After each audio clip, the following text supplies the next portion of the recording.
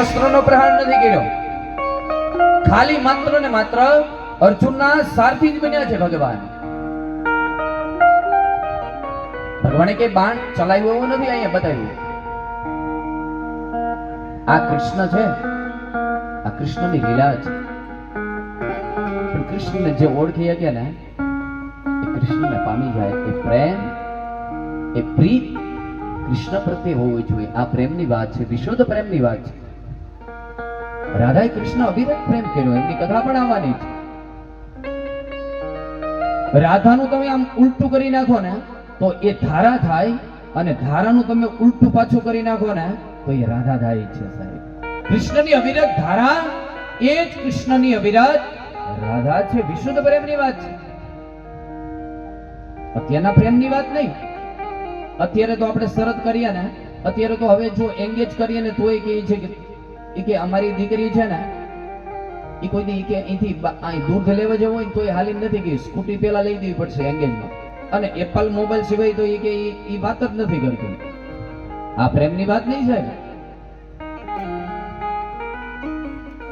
કૃષ્ણને પામવા માટે વિશુદ્ધ પ્રેમની જરૂર છે.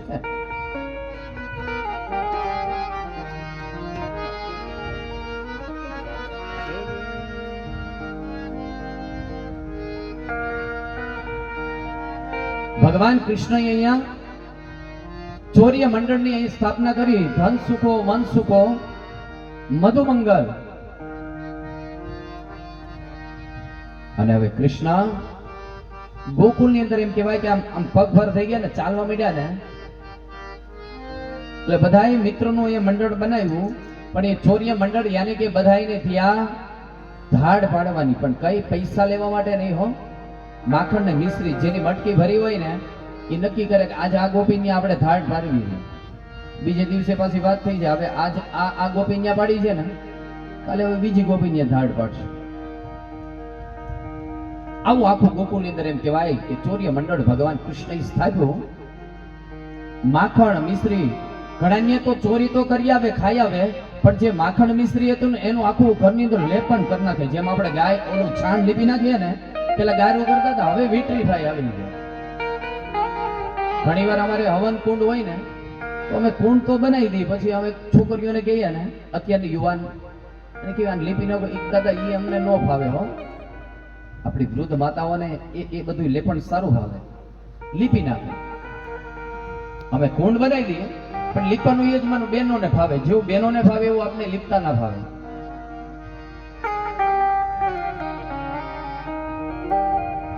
કૃષ્ણ કનૈયો અહીંયા ચોર્ય મંડળ યાની કે ગોકુળની અંદર માખણ મિશ્રી બધું ચોરે છે.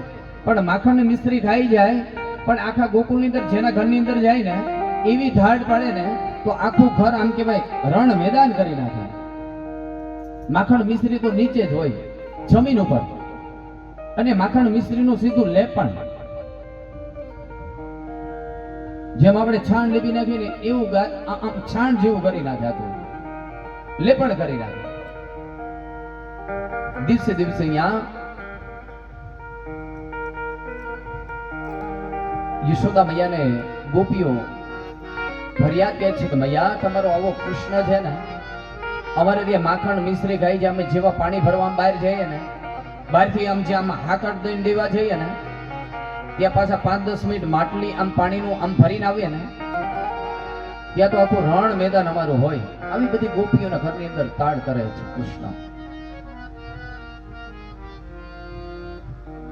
ગોપીઓ ફરિયાદ કરે છે યશોદા મૈયાને.